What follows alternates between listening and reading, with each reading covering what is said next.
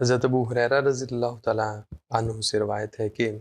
وہ فرماتے ہیں کہ یقال لصاحب القرآن یوم القیامہ اقرأ ورقہ فإن منزلک عند آخر آیت تقرؤها، یعنی یہ وہی مضمون جو پہلے بھی گزر چکا ہے، اقرأ ورقہ، پڑھتے جاؤ اور ترقی کرتے جاؤ، اوپر چڑھتے جاؤ، یہاں آخری آیت پڑھو گے وہی تمہارا مقام ہوگا۔ اور مرتبہ ہوگا۔ عبداللہ بن عمر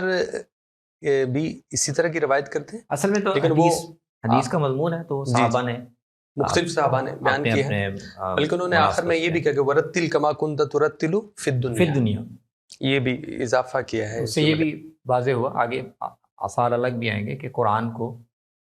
ٹھہر ٹھہر کر پڑھنا یہ اس کے آداب میں سے، بالکل ٹھیک، بہت تیزی سے پڑھنا جس سے الفاظ میں